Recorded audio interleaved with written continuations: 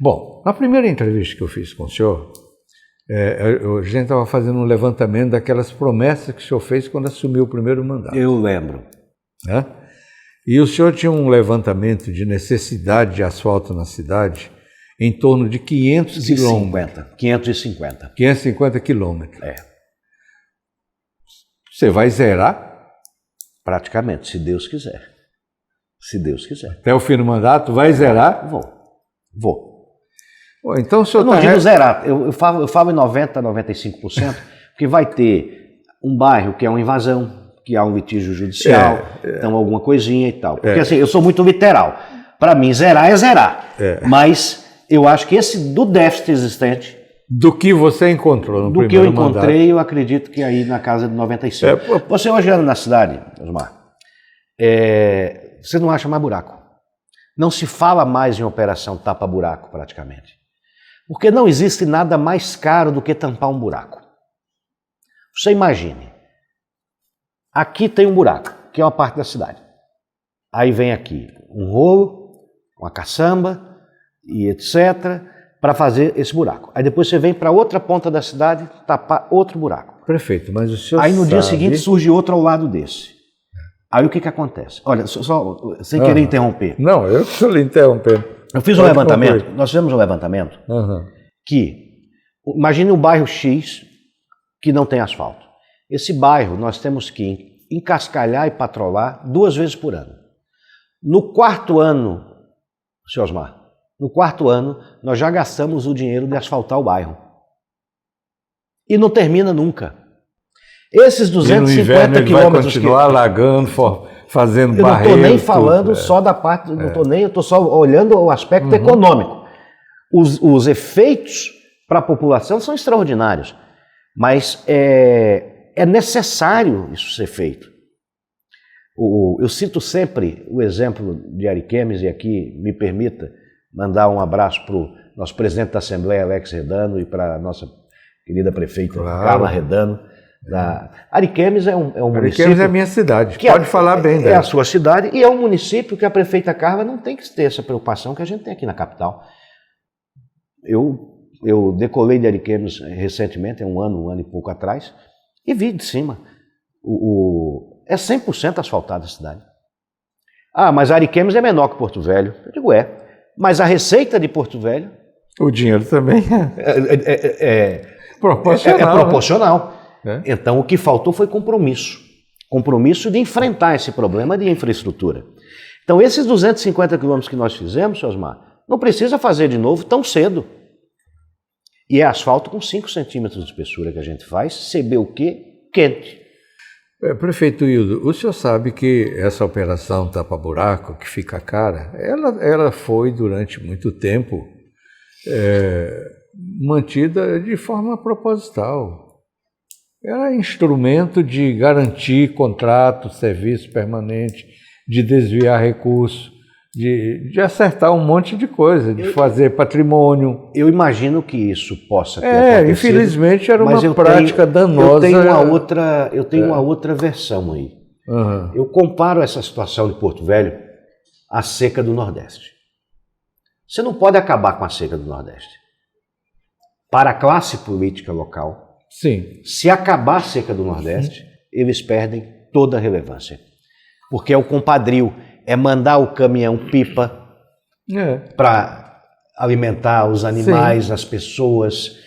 Aqui a mesma coisa, mandar um caminhão-pipa para molhar a rua, para encascalhar e patrolar 2 vezes por ano aquele bairro, e com isso você vai criando os compromissos dos compadrios políticos em cima e criando essa interdependência.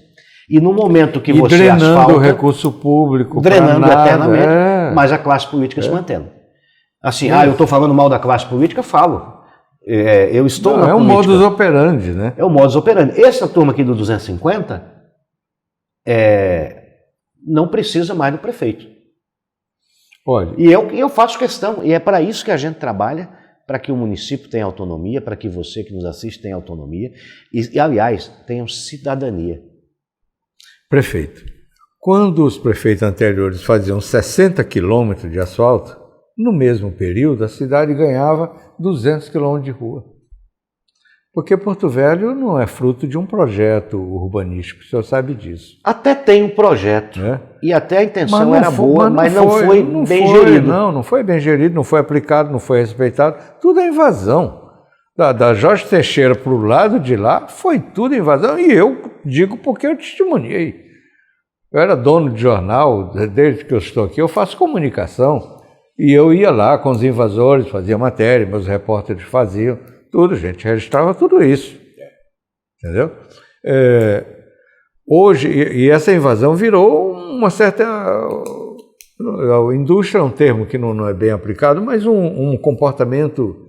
É como os 13 anos, 14 anos de governo do PT, sei lá quantos anos foi. Eu adotei uma medida que era para eles terem acabado com o problema dos sem terra, né, que era a principal bandeira do PT. Mas não, ao contrário, fez só aumentar os sem terra. Mas olha, a própria classe política... Porque não interessa acabar.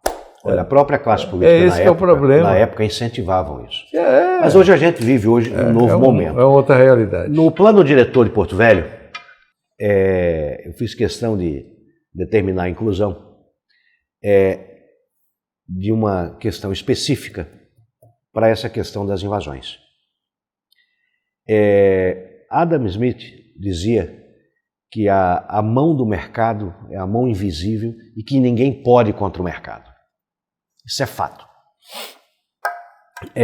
Pela legislação anterior, os lotes de loteamentos teriam que ter no mínimo 300 metros quadrados. 10 por 30. O Estatuto das Cidades prevê 125. Então pode 125. Nós colocamos 150. Qual é a consequência disso? Um loteamento popular, numa região um pouco mais afastada da cidade, com um lote de 300 metros, ele teria uma prestação aí de 400, 450 reais, que muitos, infelizmente, não podem pagar. Mas a infraestrutura do loteamento, com terrenos de 125 ou 150, cabe o dobro dos terrenos. E aquela parcela, Sr. Osmar, que era de 400, que seria de 400 a 500 reais, vai ficar em 200, 250. Muitos invasores... E aí já dá no bolso do cara, né? Já dá no bolso e não compensa invadir. Porque não é só invadir, é invadir e tem que pagar lá seus 150, 200 reais por mês, cada um, para o advogado mantê-los na posse, do que não é deles. Sim. Ao invés de fazer uma invasão, foi essa a maneira, usar o mercado... Com toda aquela insegurança de construir o barraco e amanhã a máquina vir derrubar. Exatamente. Hoje eu não tenho notícia se já há algum loteamento, mas a legislação de Porto Velho permite. Com isso, se garante a propriedade, a cidadania, a população, sem a prefeitura ter que responder por isso no futuro, com indenizações e precatórios. Isso poderia ter sido feito há muito tempo. Tem que pensar a cidade hoje e para o futuro. O senhor hoje trabalha com quantas áreas de invasão em Porto Velho? Olha, invasões urbanas. Não são tantas, mas são grandes. Eu diria que nós teríamos aí pelo menos umas 8, 10 áreas de invasão mais sensíveis. E o poder público municipal não poderia criar essas áreas de loteamento? Olha, alguém disse, eu não me lembro o nome, eu acho que foi Milton Friedman, disse que se o governo fosse cuidar do deserto do Saara, em 5 anos ia faltar areia. Respondi. Respondeu. Olha, não vai dar certo. Não vai dar certo. Não vai dar certo. Nós temos que fomentar. Olha, o poder público é o seguinte, Osmar. Eu adotei uma medida, mas contrariando... Tem que ensinar o cara a pegar o peixe, não dar o peixe para ele, né?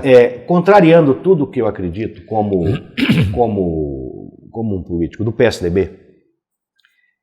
Primeiro, eu sou contra a estatização de atividades.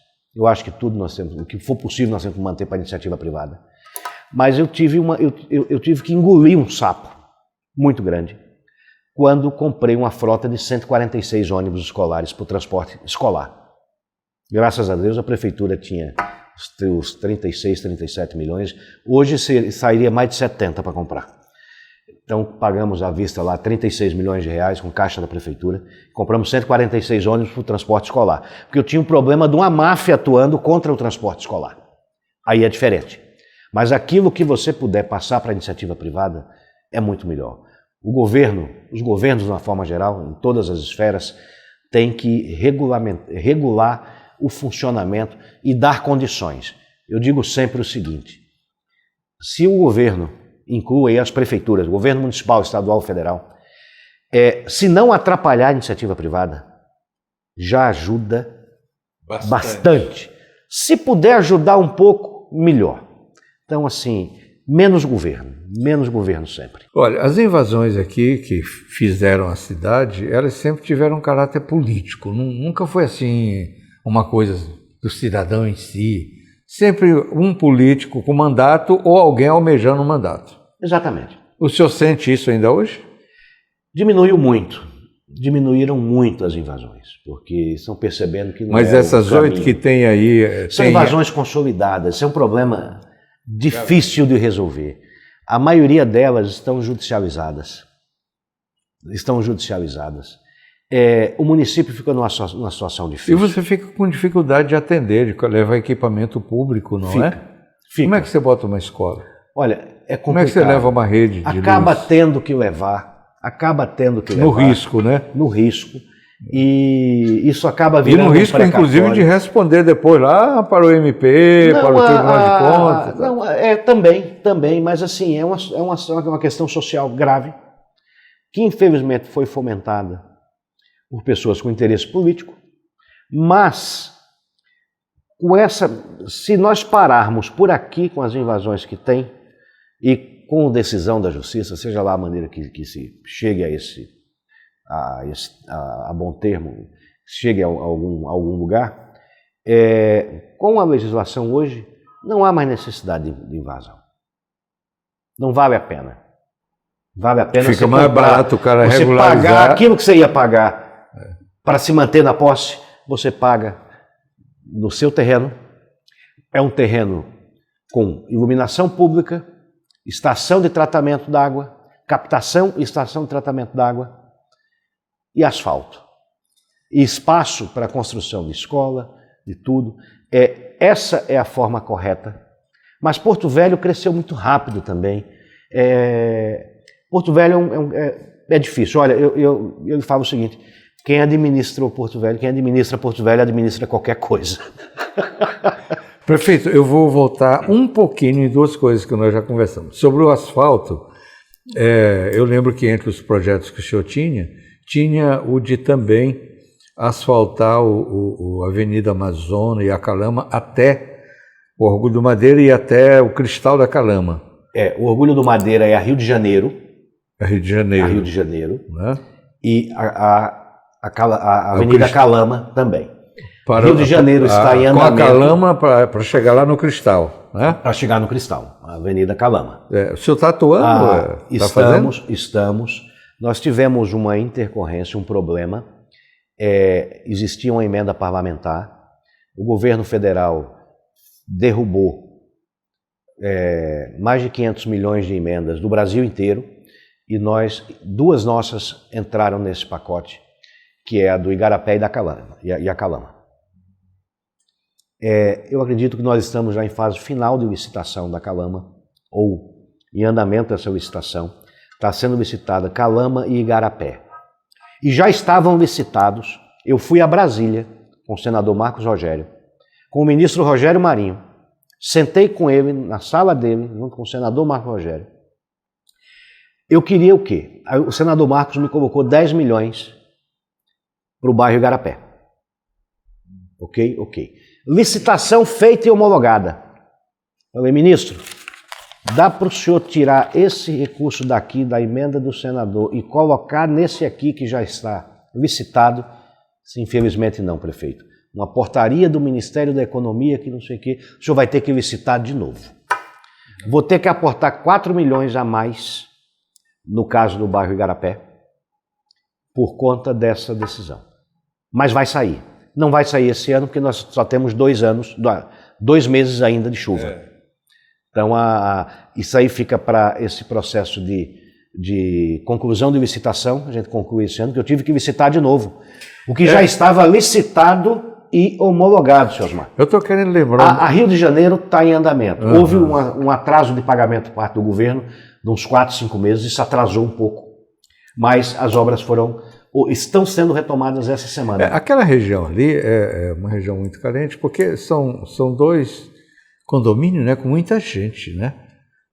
Todos são trabalhadores, operariado, né? O Orgulho tem mais de 20 mil pessoas. É mais do que vários municípios de Rondônia. Então, o Cristal também. O Cristal tem mais de 14 mil, não é? E olha que junto do Cristal, aquela área que era de chácara, né, a Lagoa Azul, aquela coisa toda, virou rua, tudo urbano, tudo cheio de gente, condomínios e tudo. Essas Lagoas Azul da vida não estão naquele número, já é coisa nova. Né? Não está naquele número de 500 e poucos quilômetros de asfalto. Não existia essa ainda. Não, eu acho que está porque ela está entre... As novas que estão surgindo ali. Ah, tá. Pois é, ó, você vê. Né? E elas estão na Calama, né? Tá na Calama, entre a Calama e o problema tem uma via ali, que acho que é Ulisses Guimarães. O problema do Cristal, senhor Osmar, é o seguinte. Quando eu falo, importa, o primeiro lugar, fazer a Calama. Porque junto com ela vem a drenagem. E por que nunca fizeram? Porque é uma drenagem pesada. É uma daquelas profundas? É uma daquelas profundas. O último prefeito que fez drenagem profunda em Porto Velho foi o Chiquilito. E por isso que ele é reconhecido até hoje como um grande prefeito, um prefeito extraordinário. E, fora ele, a nossa gestão. Vocês também estão estão acabando com aquela falácia de que prefeito que faz obra enterrada desaparece. Não desaparece. Não é isso. O povo esquece. O povo esquece. Mas governar não é só para agradar. Você tem que governar com respeito ao cidadão. E impõe no bairro Lagoa, ali só de drenagem é coisa de mais de 15 milhões. Não, mas o povo já reconhece, já sabe da importância. Nós estamos ali 1,5 km de drenagem ali no bairro Lagoa, só de galeria. Mais 8 quilômetros da drenagem secundária. Da rede. Porque aquela galeria é como se fosse, Osmar, a coluna vertebral. Certo. A galeria. E as costelas, as ruas laterais. Então você tem que fazer ali. E aquela galeria do bairro Lagoa, ela deságua na Avenida Rio Madeira, na galeria que o Chiquilito fez lá atrás. Olha só. Se não fosse essa obra do Chiquilito, nós teríamos que drenar Rio Madeira inteira. Agora, vários passaram por aí e não tiveram esse tipo de preocupação. Paciência. Não fizeram metro. Não fizeram nenhum metro. Verdade. Fizemos a do bairro Flamboyant também. Então, enfim, o que possibilitou. Então, quando fizer Amazonas, e nós vamos ter essa drenagem, as ruas laterais aqui, aí vai ter que fazer a drenagem nelas. Mas a primeira coisa a ser feita é a Calama, que é a coluna. Aí depois, porque hoje não adianta. Se colocar asfalto aqui, sabe o que é que vai acontecer? Vai virar uma piscina, maior ainda, porque nós vamos perder a permeabilidade do solo. Então tem que fazer da forma correta. Então vai demorar um pouco? Vai. Agora, empreendimentos dessa natureza, senhor Osmar, que foram feitos lá atrás, sem estar com a infraestrutura pronta, isso é um absurdo. Isso é um absurdo. Então isso aconteceu. Essas avenidas teriam que ter sido feitas antes da construção. Mas o que passou, passou. Vamos consertar o que está errado e bola para frente. Deixaram para o Hildo. O Hildo vem aí. O Hildo faz. O fato é que quando o senhor fizer essa Amazônia para chegar lá no Cristal, o senhor passou pela Lagoa Azul. Ah, sim. Sim. Aí certamente essas ruas entrarão numa programação nova, futura, né, de mas a primeira coisa a ser feita é aqui. Enquanto isso aqui não for feito, não se adianta fazer nada aqui do outro lado. Nada. Então, enquanto não for feito a principal, a coluna dorsal aqui, a espinha dorsal, a gente não tem como fazer mais nada.